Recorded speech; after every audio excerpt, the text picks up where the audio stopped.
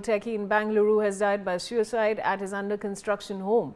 The man left behind a detailed death note accusing a neighbouring family and civic officials of systematic harassment and extortion.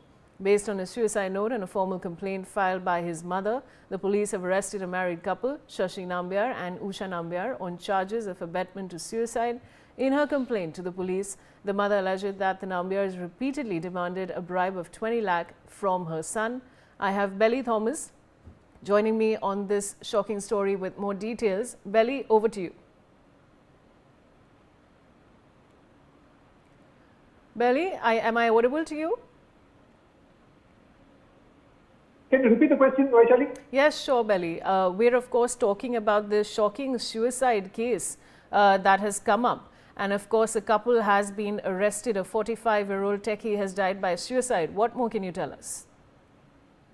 Vaishali, this is absolutely an unfortunate incident that had happened where a 45-year-old software engineer who had a dream of building a house ended on this sad note that he died by suicide, hanging at the very house that he was building. It was an under construction 2-story building at Nambiar, and he has indeed written a 10-page death note before he took this extreme step, where he has mentioned that a neighbor who has been identified as Shashi Nambiar and his wife Usha Nambiar have been harassing him as to tipping off the BBMP or the erstwhile BBMP, that is now the Greater Bengaluru Authority officials, that he was deviating from his approved plan.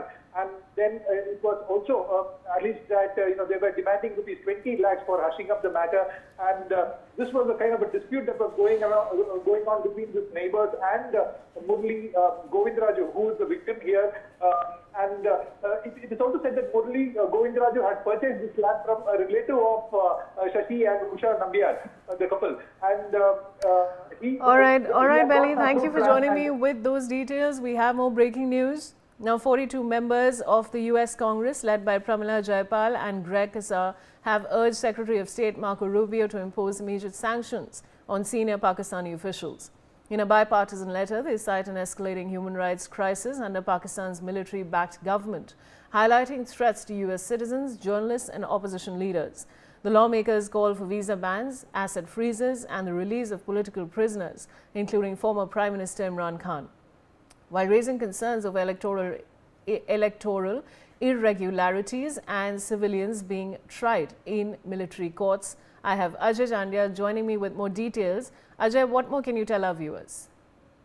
Yes, we know that how Pakistan is, going through, and especially when it comes to the human rights violations and other things, that is at the peak in Pakistan now. That's why, 40 lawmakers of Pakistan, they have written to US Secretary State Marco Rubio, and that is something which is very concerning, that things are happening, and definitely international community need to focus there, because we have seen that Pakistani forces, they target civilians, they carry out airstrikes in Khyber area, in Balochistan. We have seen that what is happening in Pakistan of Kashmir.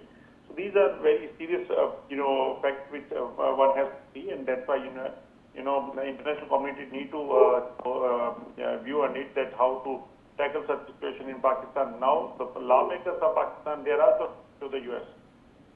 Thanks, Ajay, for joining me with those details.